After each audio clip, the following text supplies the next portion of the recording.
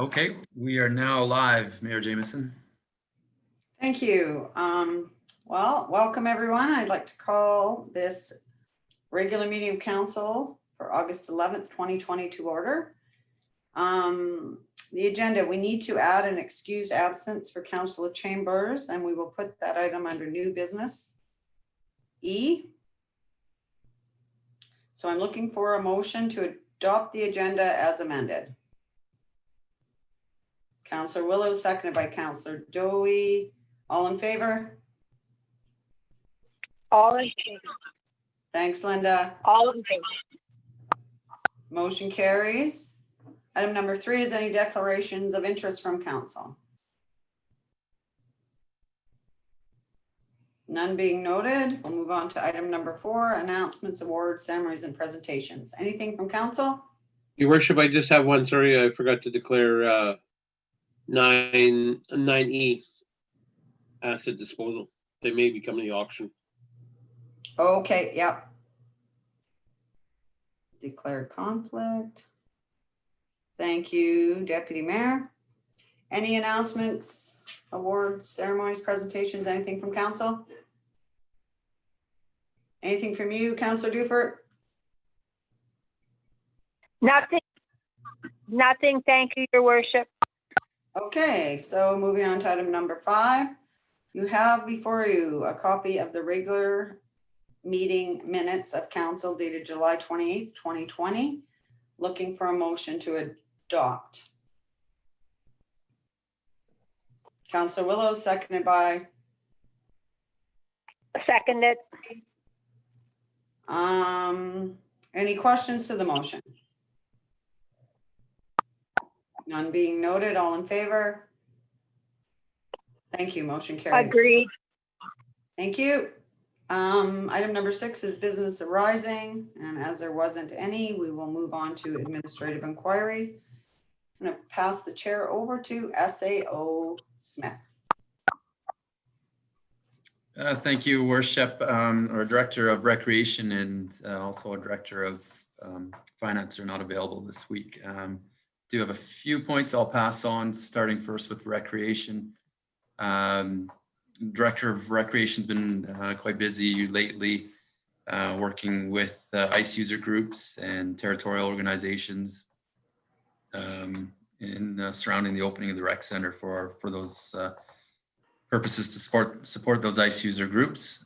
So those conversations seem to be progressing at various speeds depending on the user group, but optimistic that we will be opening as planned around our regular season.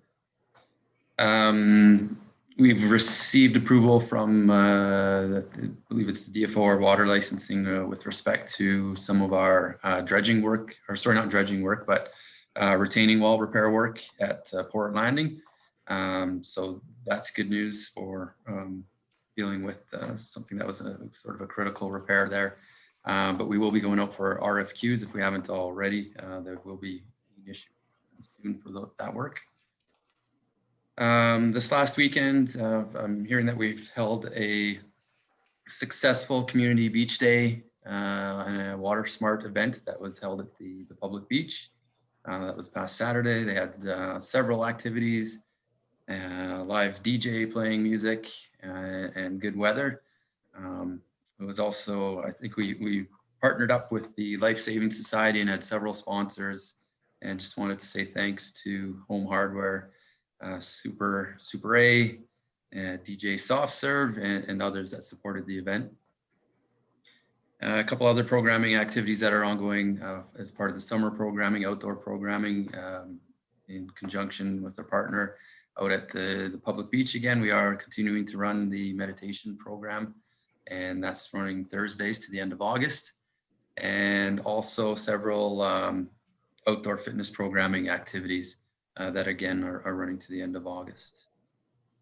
That's a bit of an update on the recreation side. Maybe I'll just jump into the finance portion, and then if you have any questions on either of those before I pass it on to the other directors.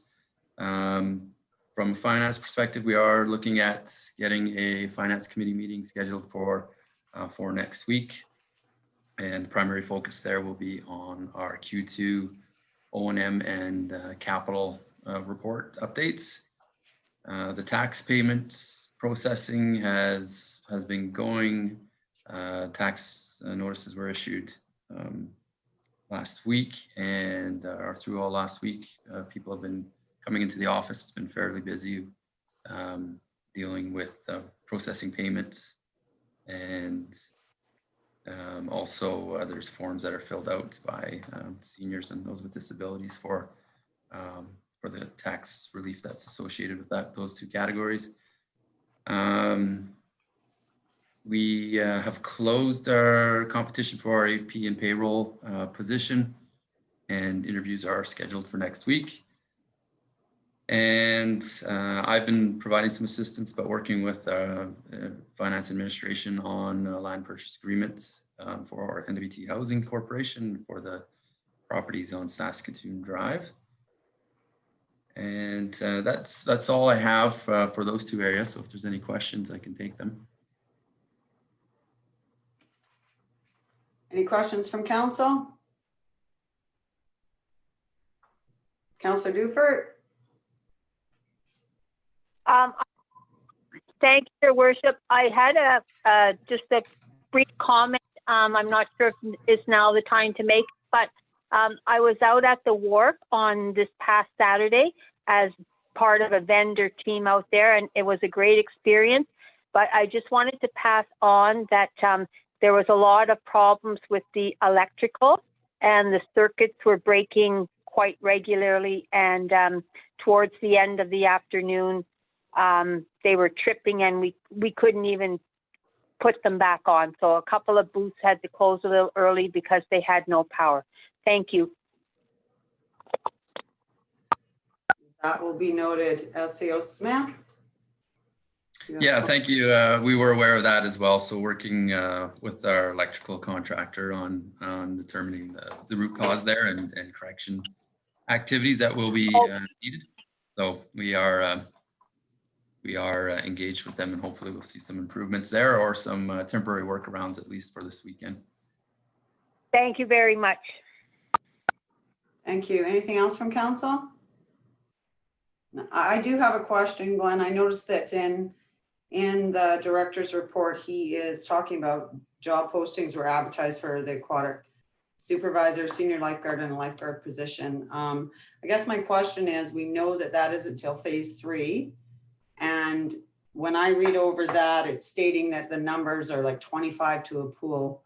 I did question, that question did come up when we are in our meetings with NWTAC and the ministers and our chief public health officer about, you know, is there a possibility that it could be numbers based on the building? Because if we're only allowed 25 people in the pool, I imagine we don't need as much staff.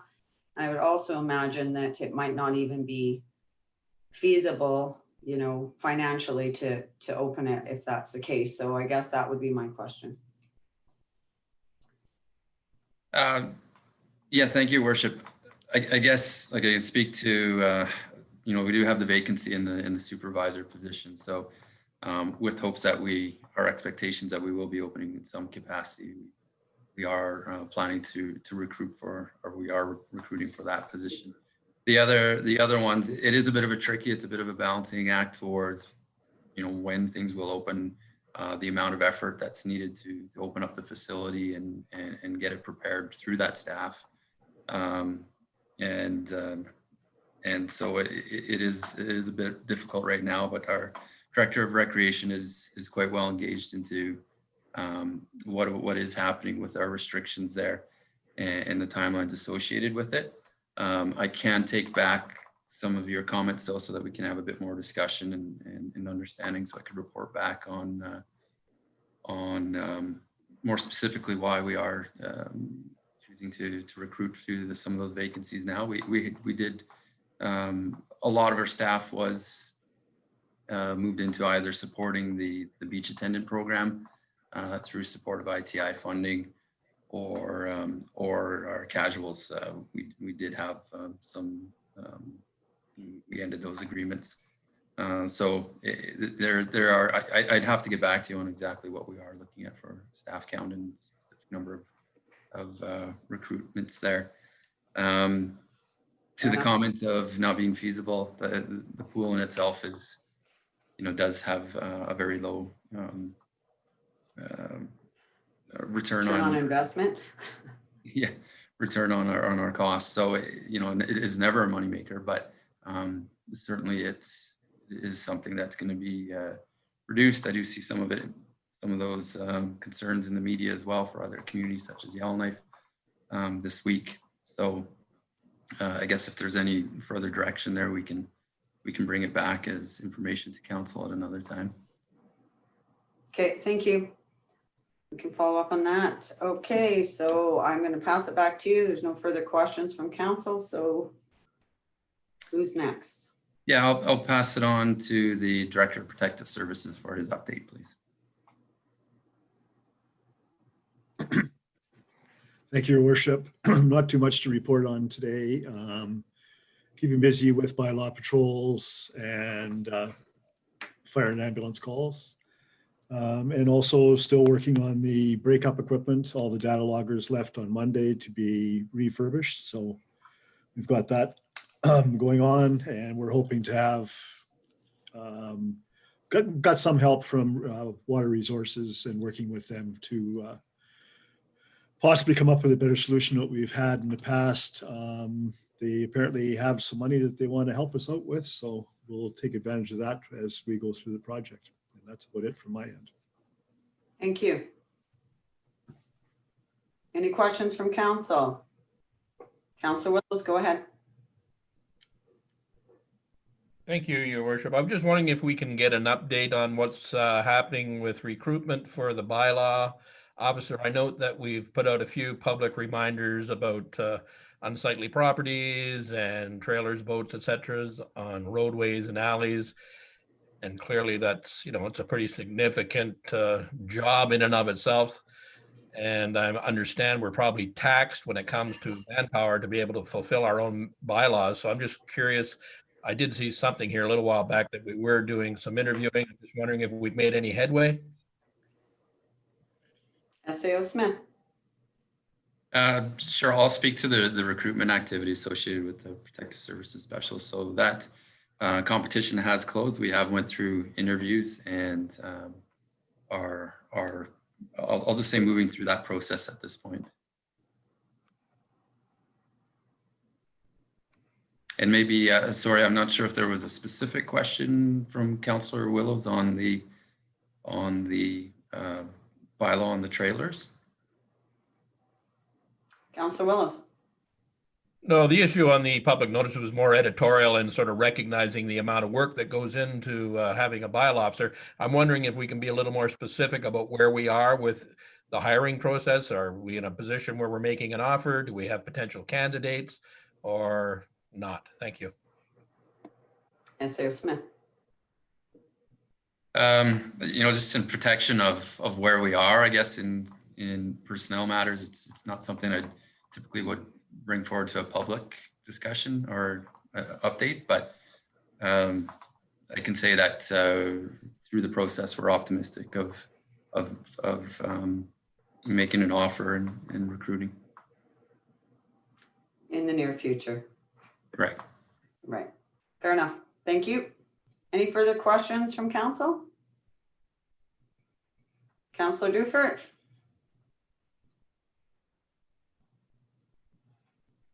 Must be good. Back to you, SAO Smith. Thank you, Worship. The Director of Public Works and Services. Thank you, Your Worship. From the Public Works side this week, we got calcium down onto our gravel roads this past, I think it was Friday, Saturday that they ended up getting it down. So hopefully that cuts down on any dust problems that we have been having in those areas. The Caribou Crescent project is getting close to being wrapped up for this season anyways. All the underground work is done. They've done most of the backfilling. They still have some hauling of materials to do just to clean up the area where they had stored it. So few items left to do, but the majority of that work is completed for this year. The paving will happen next year. Fraser Place, they started their geotech work there last week. It continued. They were doing test pitting last week and then some drilling taking place starting today. I believe it will continue into tomorrow as well. So that work is ongoing. On our water license side of things, that process is also continuing on, working with our consultant on preparing the town presentations for the public hearings that are coming up in early September. Our water intake line inspection, the guys doing that will be arriving into town this weekend with the work continuing throughout next week for that project. So everything there is looking good as well. And that's about it for me on the update side for this week. Thanks. Thank you. Any questions from Councillor or Deputy Mayor Boucher? Go ahead. Yeah, maybe just a question on Fraser Place and timelines. Once we have geotech information there and we go back to the engineers to look at the drawings, and do we have a potential time when we would be putting lots up for sale? Is it going to be a fall thing? Is it next spring? I'm just kind of looking for any kind of update or direction of timelines. SAO Smith? Some of the information is to be discussed in camera at today's meeting, but I think from a high level perspective, maybe the Director of Public Works can give us an understanding of where we're at right now and the steps, when that project is expected to go through a couple of the milestones. Thank you, Your Worship. Yeah, there's a lot of our timelines for this project are going to depend on what we get back from the geotech report and both what material we're dealing with there, but also more importantly, if there's permafrost in the ground there, and if there is permafrost, what kind of permafrost we're dealing with. And so that will kind of dictate the timelines for the process. But we will be looking at doing some design work this winter for sure.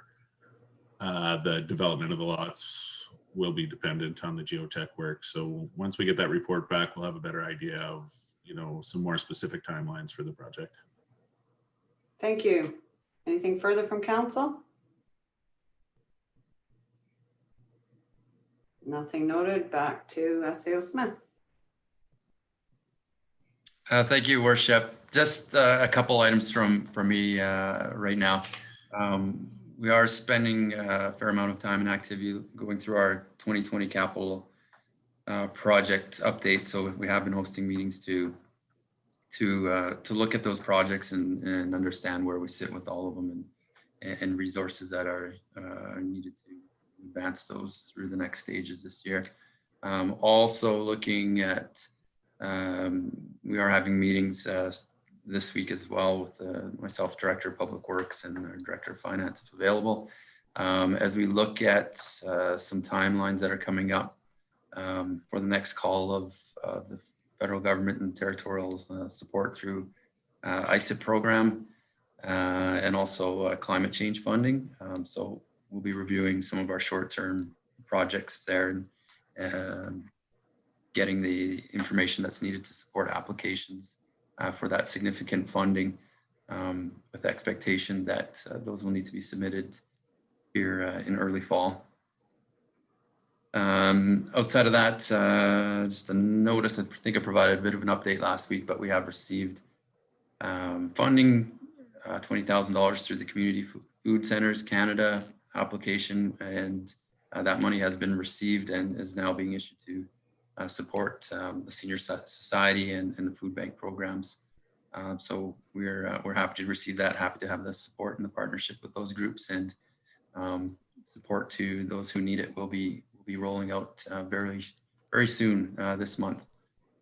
There's been some other business development support that I've been providing with some information around local land information, and various meetings with public or replies to public on concerns or opportunities that have come forward to my office. And I think that's probably all I have for you this week, unless there's any questions. Any questions for SAO Smith? None being noted. I'll do a quick one as well. There was a question on where we are with our community plan. Seems to be stalled up in Maca, is my understanding. Minister Simpson our MLA, has requested information from the Minister of Maca and is following up, as he had not gotten a response. So he gave me a quick email today saying he's following up again because he had not gotten a response. And Glenn also mentioned, or SAO Smith also mentioned, that administration is also working from their end. So I think we should get some movement shortly on that file. I also met with NWT Association of Communities, Chiefs and Mayors and SAOs on August 7th. Minister Simpson also spoke to all of us there, and with the focus being around, of course, schools reopening in September. The decision to return to school was made with all parties involved, all education bodies, school boards, teachers association, and the department. They're working closely with boards and the Office of the Chief Public Health Officer to ensure plans are in place that ensure the safety of our kids. I mean, any plan, I guess there's always an element of risk. However, they are doing their best to mitigate whatever is coming out of this. The plans were also created from the ground up, recognizing that each community is different. And that was one of my questions to him, is what triggers the closing of schools again. And I believe, or his response was, obviously comes out of the Office of the Chief Public Health Officer, but that, if there's no cases in Delaney, they wouldn't be closing the school or et cetera. So that, he also said that next week boards will be starting to communicate with parents what this will look like for children. So stay tuned on that one. MACA, the territories is negotiating with Canada for a top up for funding for us. Loss of revenue costs with incurred putting measures in place for COVID, PPE, plexiglass, that kind of thing. So they do have a meeting and they think that there is money coming, nothing solid yet, but they will update us again. Canada also announced, SAO Smith alluded to earlier, about funding changes to the existing funding agreements. It's to stimulate the economy. It's not more money, but it is 100% dollars versus the 75-25. And it's for 2 construction seasons at most, is what they know so far. They did just receive the agreement on the 5th of August, so more to come on this. What else was there? Oh, they have consistent operating procedures now in place for isolation centers and for the border. The training is for our border guys, so that there is consistent messaging. So that's another thing that was a takeaway from these meetings, and obviously our councils that we represent. So expectations, consequences, staffing, and so that is starting to be rolled out more at the borders, and it is, like I said, consistent messaging across the board. So that is, with that, we can move on to item number 8, which is a delegation, and we have Jeff and Andrew with us tonight with Pine Point Mining Limited, and they are going to give an update on the Pine Point project. So welcome, gentlemen, and I will pass it over to you. Right. Hello, thank you very much. I'll just share the screen, Jeff. Oh, I can't share it. Somebody Oh, else. that's fine. Do you all have on your pages 13 to 64 the printout? We do. Would you like to go from that, or would you like us to share our screen? Should be seeing the presentation Oh, now. already being shared. There you go. Yeah, we're good. Perfect. Okay, so, well, first of all, thank you for having us. We've just finished filing a 43-101 report at the end of July. we put together this presentation to start interacting with the communities because we now have a clearer vision of the project following PEA. Here with Andrew Williams, he's taking care of everything permitting and environment for our project. So with the 15 minutes, I think I'll dive right in and just give you an update. So on slide 2, we mainly were speaking that we filed the 43-101, as I said, at the end of July. Our independent qualified persons who write the reports helped us complete that. We started in January. We worked right through, and we were, as I said, we filed it last week. The study makes recommendations for additional work, so we want to proceed towards the feasibility study. We're also making a to-do list of field tests that we want to do prior in the coming years, like different tests that we would like to do. We'd like to present a summary of the results just at a very high level, and hope to hear from you some feedback on the project, concerns that we could, or aspirations that we could address and discuss and take note of. If we go to slide 3, one of the beauties of a base metal project is that you have local infrastructure. Having a highway, the power substation on site, power supplied.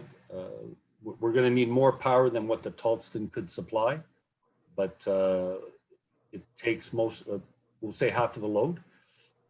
And where we're located at the head of the CN Rail is there's not many projects that have that. And that's part of the reason we're here at Pine Point. It's the same as back in New Brunswick. At our other project, we're surrounded by similar infrastructure. With base metals, that's what you need. So it helps us get the project going a little faster. On slide 4, just some memory photos. You can see the former plant site. You can see twinkle toes, as they called it.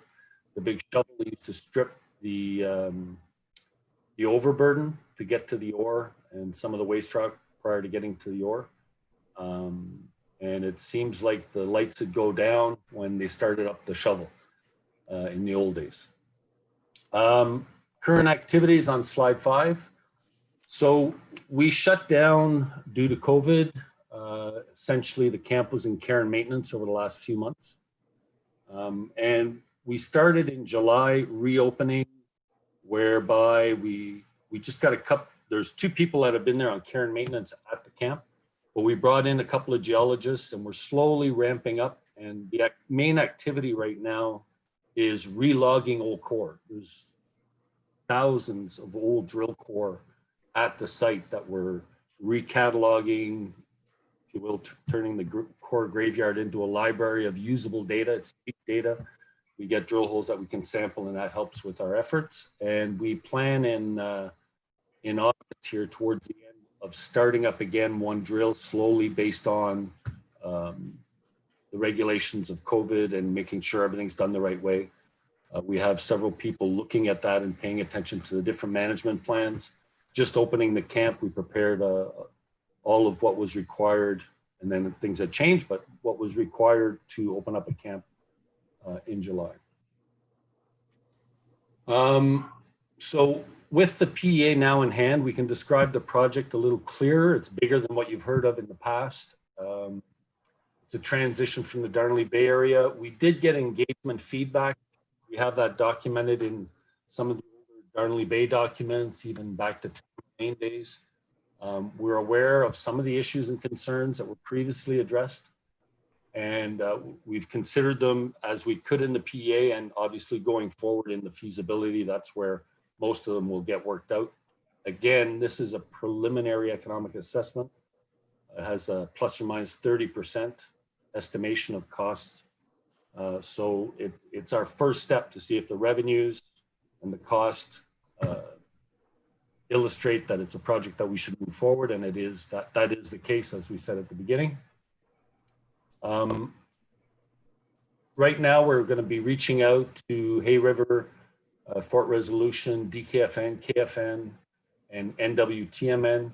We've been prior to, I would say last year, we were communicating directly with the communities for the Métis, but in the collaboration agreements we developed last year, we deal mainly with the NWTMN who communicates to the local communities. Part of the presentation will be about the PA, but also the advanced exploration permit, showing that we're going to be continuing work. So we'll be bringing that up in this discussion and the others. And in September, we want to file our initiation of environmental assessment based on the feedback we have and all of the work and the strategy and concept that we've included in the PEA. So for the PEA results, we took the scale of the operation up to 11,250 tons a day. Pine Point in the day was about 10,000. So this shortened the mine life with the resource base that we had. However, there still is another 10 million tons of resources that we will continue to look at. And there's ample opportunity to expand some of the deposits. We see that we could probably extend, you know, we're saying 1, 2, 3 years, that order of magnitude.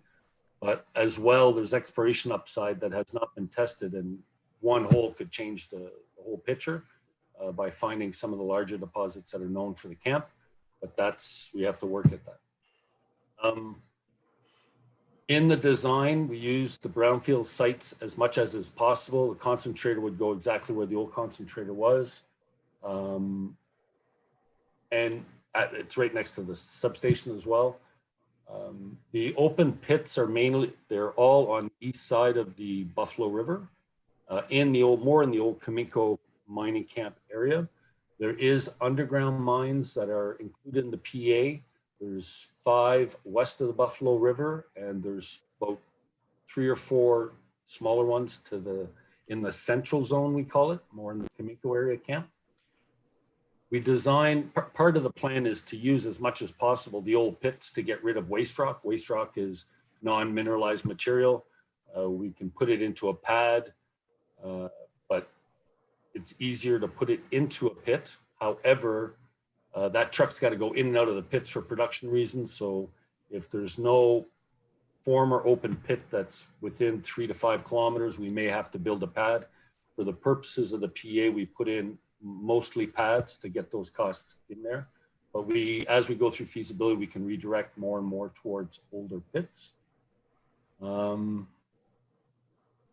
beauty of Pine Point, what you have to remember is that the sulfide minerals, which are the pay minerals, are hosted in limestone. So it leads to in this case, it's not a risk as far as acid rock drainage. Other mines, other camps that I've worked in, that is a problem with waste rock and waste piles. But in this case, the limestone is a big benefit environmentally. We did a lot of work on the water influx. So it's known that there's water influx into the pits or water influx around that ground. It's very swampy ground in the area. So there's groundwater, and then there's also water coming in from below. We studied this as extensively as we could for the purposes of the PEA, but that's one of our next steps, is to launch what we call a 3D hydrogeological study, which will be based on a 3D geological model and much more detailed work, testing, etc. That comes more in the feasibility stage. So those are some of the main points that were included in the PEA. I would say there's a lot of work that has been put into this. It's not the average PEA. There's quite a bit of detailed work that's been put into it. It was filed. It's a public document. If you wish to get a copy, I can send you one if it's of interest. The project overall timeline, to give you a feel, we're going to be an environmental assessment into 2023. Given the permits, if we get community support from Hay River, from the local communities, and we do get our permits, we could have the work done by mid to third quarter of 2023. We would then have a 16 to 18 month construction period and start operations at the end of 2024. I think in previous discussions, I've alluded to the zinc market and the zinc price, and we are always trying to compress this schedule and get operations up and running. The sooner the better, because we do see a zinc price hike in 2024, 2025. The reason for that, very quickly, is that the prices are low right now. There's not many infrastructure projects. You were talking about economic development. The world's talking economic development. And as soon as those projects come to fruition, they require zinc. All of the rebar in cement requires zinc. Once the global economy picks up again, cars require zinc. Those are the main parts of our industry that create demand. The market's somewhat balanced, but it's got a real kick from the COVID. So there's no price hike forecast in the next 2 or 3 years. But what we know is that in 3 years, there's less concentrate and the world demand is going to rise. And that's going to be a real opportunity to see a higher zinc price. And if this project is in operations, it should be able to pay for itself a lot quicker. But I won't get into that right now. Pit dewatering, here's a schematic on slide 8. So we're looking at 2 different types of dewatering. If we're developing a new mine or the overburden pile or waste pile, there are collection ditches, and that water is controlled into a new water collection pond, a line pond, where it would sediment out and be prepped for release if it meets all the regs. New open pit, you would dewater it with dewatering wells around it. The water would then go to either reinjection wells or old empty open pits. So you see that next to the new open pit, there are dewatering wells on either side of it. We would have reinjection wells on the right side of the slide and also use empty pits to manage the water flow. This is surface groundwater that's inflowing into the pit and the groundwater in the rock. As you get lower down into the pit towards the ore horizon, the water becomes a bit more saline, and we'll have to be more careful of that saline water. The next slide shows just an illustration of one of the underground deposits west of the Buffalo River, the corkscrew access ramp, some long hole stopes in green, and some room and pillar in magenta, where we get the thinner parts of the ore zone through another cut. The centralized mill, the plant site layout, this is just located south of the tailings. Again, all of this area is pretty well brownfield. What we tried to do was to make it a very centralized operation where you see the mill complex. We've centralized everything. We had previously thought about doing sorting pre-concentration further out on the property and bringing it to the mill, causing less haulage, but we decided to put everything, and that's what those blue conveyors are between the 2 buildings, are conveying and doing a lot of the sorting, which reduces the amount of material that has to go through the mill. There's a truck shop, warehouse, and the dormitory is connected. So people would be able to get up, eat, and walk into their workspace. The crusher is on the right. So the mine trucks would come, and the crusher would then feed the mill. So that's a very quick overview. I know I took a little bit more time, but I'm going to hand it over right away to Andrew to talk a little bit about closure and wrap up, and hopefully we have time for questions. Yeah, thanks, Jeff. I should be quick. As Jeff mentioned, as a brownfield site, meaning it's been previously disturbed during the Cominco era. So we're planning to put a lot of our infrastructure on the disturbed areas. So in terms of closure, we'll remove anything that we put on there, and we'll bring that ground back to basically what it looks like today. If there's a new area that we disturb, what we call greenfield, then we'll have to return that to a similar productive, ecological productive state that we have at present, which would mean that it would be returned in a better condition ultimately than the present site is.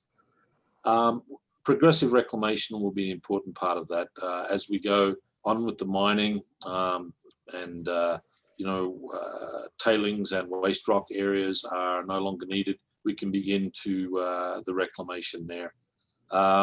Typically the above ground storage piles, you'll contour them, you'll grade them, the slopes so that they're safer, and you'll also put in place various options for dust mitigation and so on from those piles. The closure plan, as I'm sure you guys are aware, is something that gets developed with regulators and communities, and it's an ongoing process throughout the operations of the mine. In fact, they refer to them as interim closure plans that have to be updated on a regular basis. And then the final closure plan, of course, has to be approved prior to the mine closing. So as Jeff mentioned, the PEA had some recommendations for further work. That work will collect data that we can use in our future studies, such as the feasibility study. So the permits that we're planning to submit to support that work, we're calling the Confirmation and Exploration Program. And it's going to consist of continuing the drilling that Jeff mentioned to continue to explore the mineral resource base and expand it.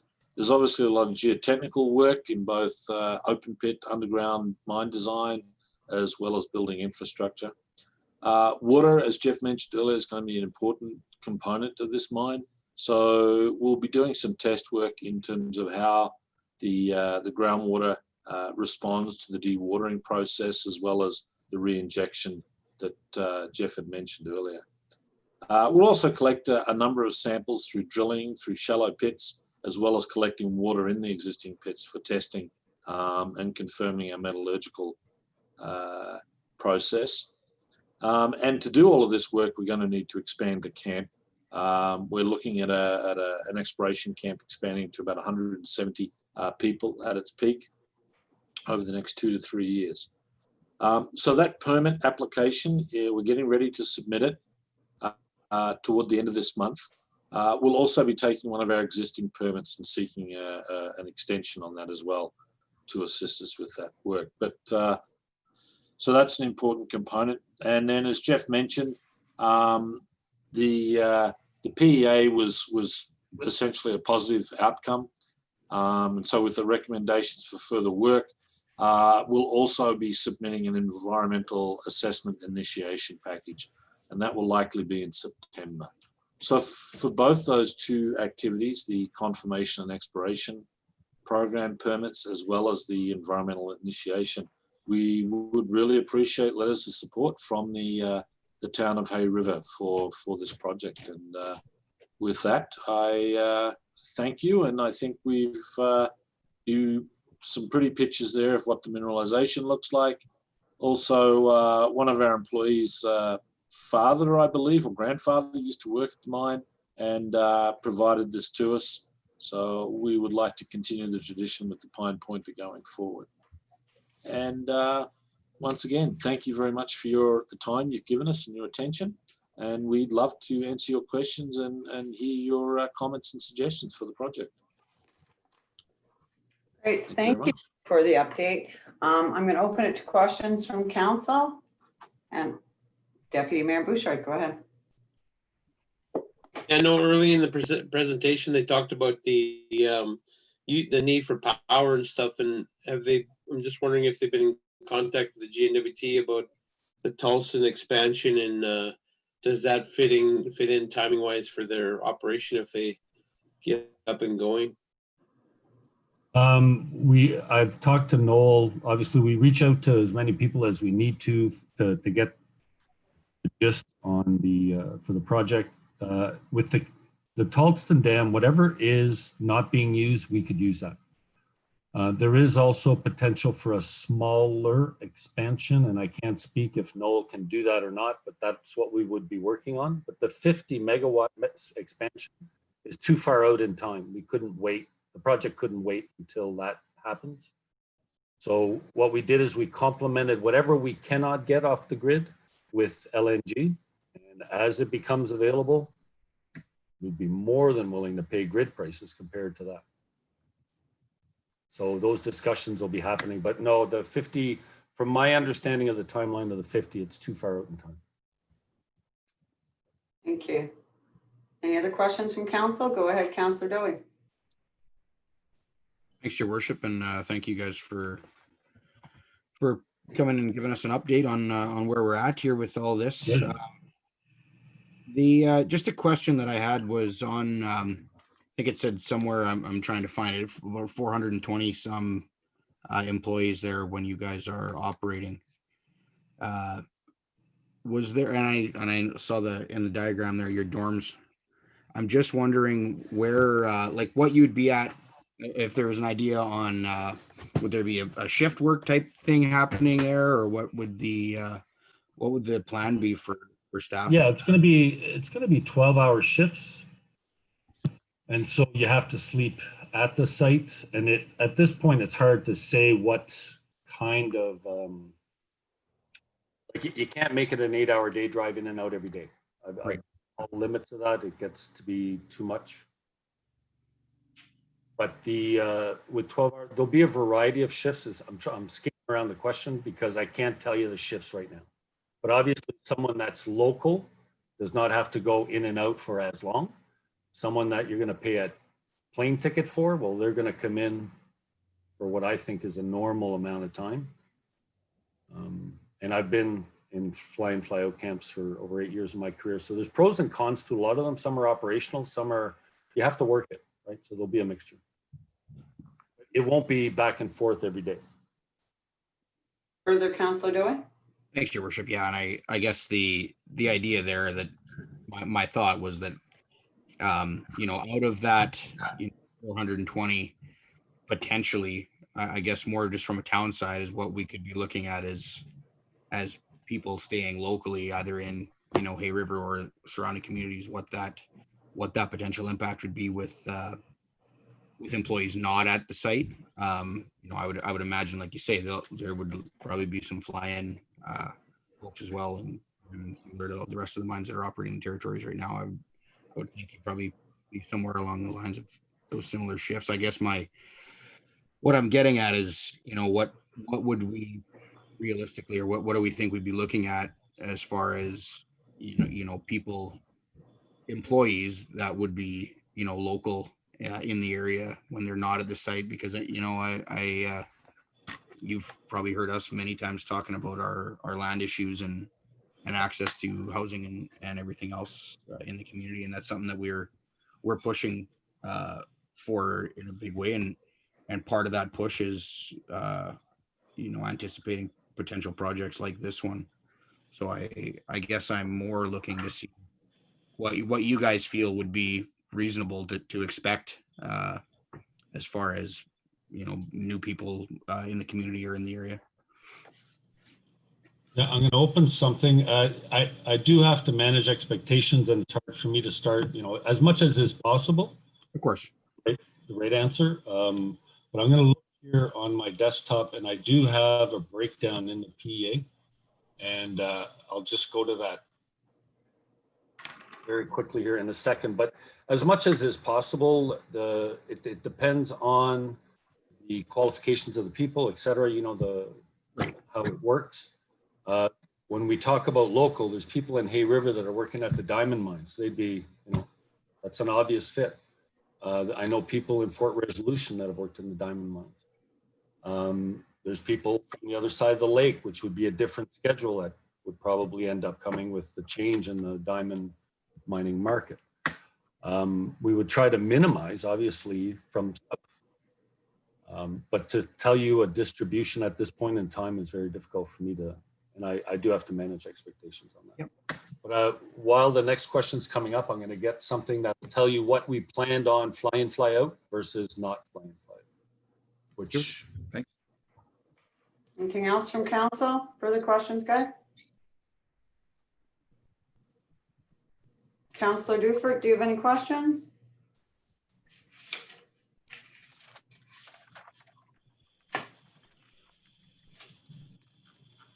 Thank you, Your Worship. No, I don't have any questions, but I'd just like to say that it was a nice presentation, and it's very interesting to see the timelines and what's happening, and appreciate the update. Thank you.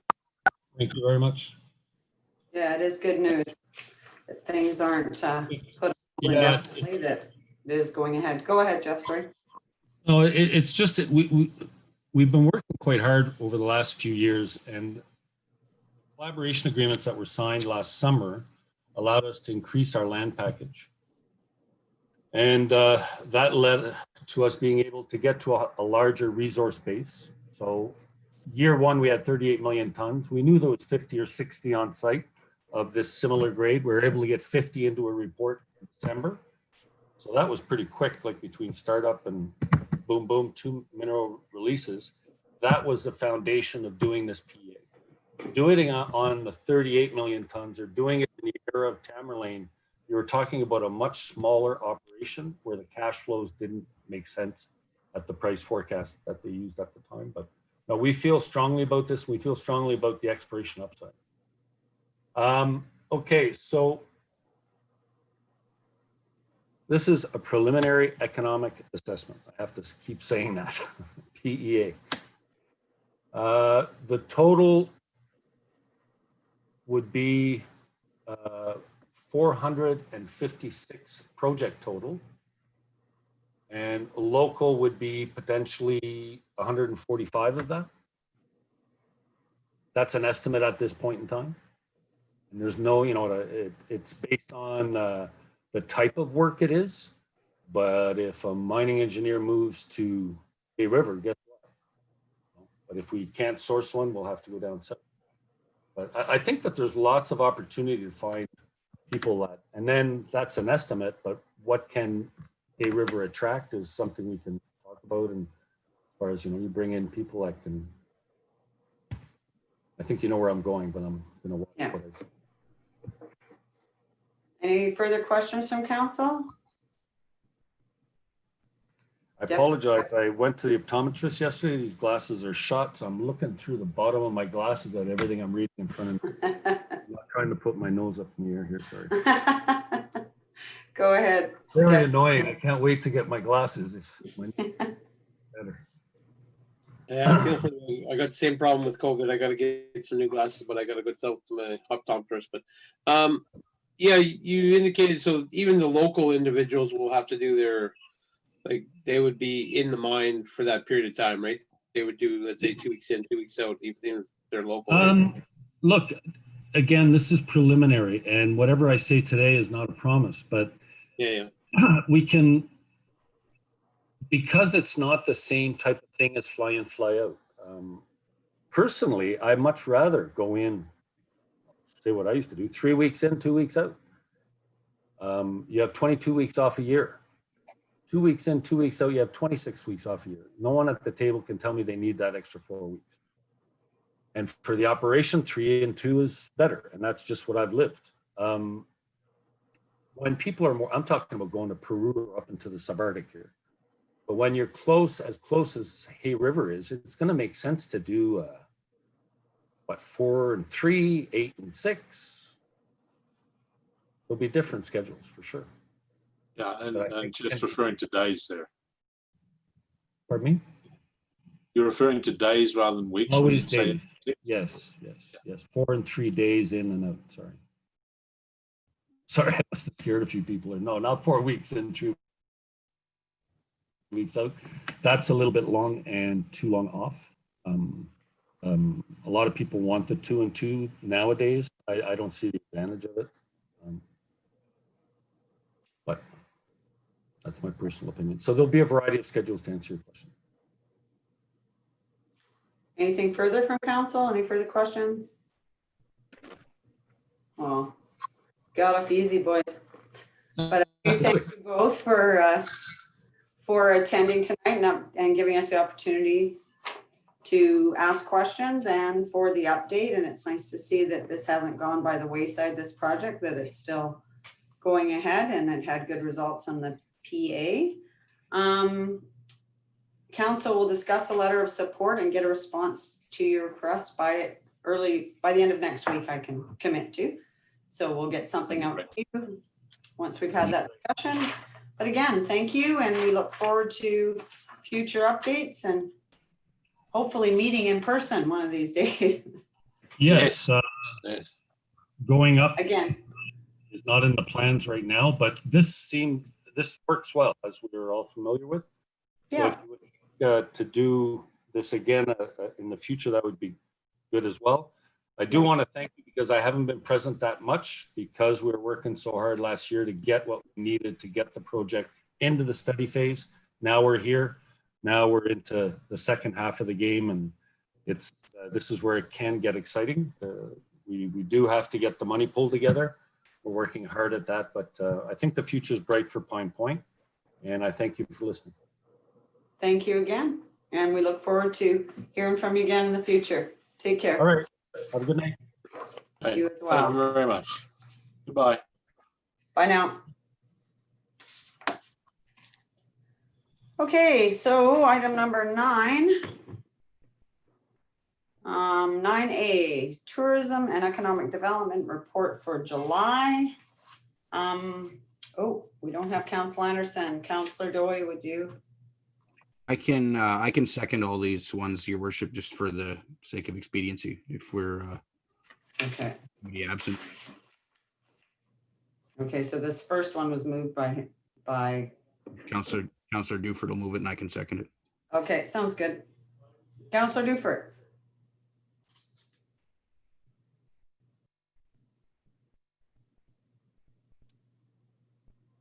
You're on mute, Linda. Thank you. Thank you, Your Worship. Moved by Councillor Anderson, seconded by myself, that the Council of the Town of Hay River accepts the Tourism and Economic Development Report for the month of July 2020. Linda, you have to move it, and Councillor Dowie is going to. Oh, yes, I'm sorry. Thank you. Moved by myself and seconded, okay. I moved, do I read the whole thing again, or do I? Yeah, with just yourself as the mover and seconded by Councillor Dowie. Oh, okay, thank you. Sorry about that. No Moved by problem. myself and seconded by Councillor Dowie, that the Council of the Town of Hay River accepts the Tourism and Economic Development Report for the month of July 2020. Any questions to the motion? All in favor? Thank you. Motion carries. Item 9C, Emergency Measures Report for July 2020. Councillor Duford. Okay. Thank you, Your Worship. Oh, okay. And it's seconded by Councillor Dowie. Okay, I just have to find it on here. Which one are we on? Emergency services? Your worship, I think we missed recreation there. Sorry. Yes, Sorry. You're right. recreation. Sorry, we're on recreation. Thank you, Your Worship. Said. Moved by and seconded by Councillor Dowie, that the Council of the Town of Hay River accepts the report entitled Recreation and Community Services Monthly Report for July as presented. Thank you. Any questions to the motion? All in favor? All in favor? Thank you. Motion carries. Item number 9C, Emergency Services Monthly Report for July 2020. And I'm going to need, I'm going to go with Councillor Willows and Councillor Dowie. If you're okay with that, you're on mute, Councillor Willows, but if you're okay, as long as you're okay with this. Moved by myself that the Council of the Town of Hay River accepts the Emergency Services Activity Report for July 2020 as presented. And Keith, you'll second it. Thank you. Any questions from council? All in favor? All in favor? Thank you.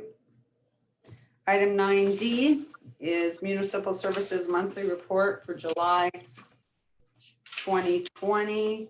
Hang on. I'm going to give that to Councillor Willows again. And Councillor Dory, you okay with seconding this? Okay, go ahead, Councillor Willows. Moved by myself that the Council of the Town of Hay River accepts the Municipal Enforcement Report for July 2020 as presented. And seconded by Keith. Thank you. Any questions to the motion? All in favor? I'm missing one. All in favor? Thank you. Motion carries. Item number 9E, Asset Disposal Report. And Councillor Bouchard has excused himself. And I'm going to pass this over to Councillor Dufort, and it would be seconded by Councillor Dowie. Thank you, Your Worship. Moved by myself and seconded by Councillor Dowie, that the Council of the Town of Hay River approve the disposal through auction of various town assets as per our procurement bylaw 2388. Thank you. Shoot, I'm messed up here. Sorry, guys. I must be missing pages. Any questions? All in favor? All in favor? Thank you. Excused absence for Mayor Jameson, Councillor Dowie, and Councillor Willows. Councillor Dufert, and seconded by Councillor Dowie. Thank you, Your Worship. Moved by myself and seconded by Councillor Dowie that the Council of the Town of Hay River excuses Mayor Jameson, Councillor Dowie, and Councillor Willows from the Standing Committee of Council Tuesday, August 4th, 2020. Thank you. Any questions? All in favor? All in favor? Thank you. Okay. Moving on to item 10A. Your worship. Absence for Councillor Anderson, sorry. No, sorry, go ahead. Sorry. Item 10A is an excused absence for Councillor Anderson. Looking for a motion. Councillor Willis, go ahead.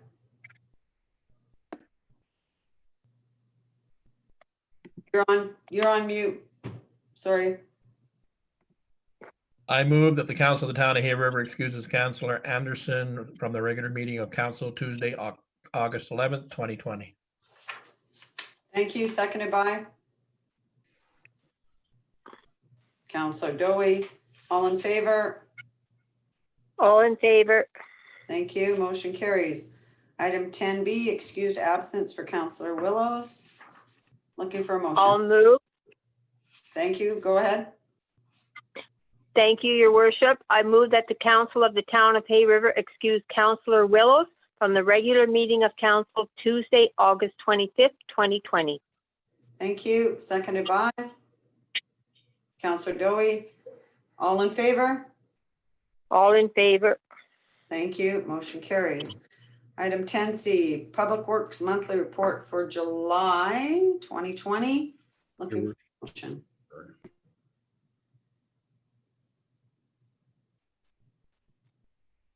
Can I get a motion? Councillor Dowie, go ahead. Thank you, Worship. I'll move the recommendation that the Council of the Town of Hay River approves the Town of Hay River 2019 to 2023 Strategic Plan, July 2020 Progress Update. I'll second. Okay, am I confused or how come we're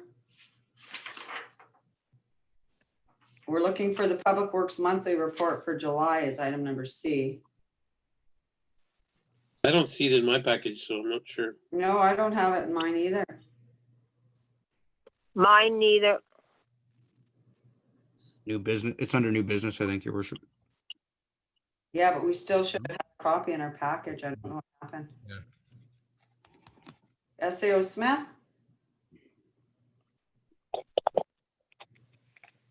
Yeah, sorry, I think the council administrator is online. She may be able to speak to why if it's missing there, but if it's simply out of order. No, Yeah, I think it's it is. missing altogether. is it's missing in the, okay. Entirety. Can we just I postpone don't it even till have next my week? folder, sorry. We can postpone it. Can we get that on next week's agenda, please? Absolutely, Mayor Jameson. Thank you. Okay, so we do have a motion and a seconder for the strategic plan. Well, we have a motion for the strategic plan. I need a seconder, please. I'll second, Your Worship. Did you make the motion, Keith? Yeah. Okay, so seconded by Councillor Dufert. Any questions? All in favor? All in favor? Thank you. And 10E, excused absence for Councillor Chambers. I believe one was sent out just recently. Need a motion, please. Councillor Dowie, go ahead. Thank you, Worship. I'll move the recommendation that Council of Town of Hay River excuse Councillor Chambers from the regular meeting of Council August 11th, 2020. Thank you. Seconded by? I'll second, Your Worship. Okay, go on. Councillor Dufert. All in favor? All in favor? Motion carries. Thank you. Item number 11, we have no notices of motion, so that takes us to item number 12. Looking for a motion to go in camera. So moved. Council or Deputy Mayor and seconded by Councillor Dowie. Thank you. All in favor? All in favor? We are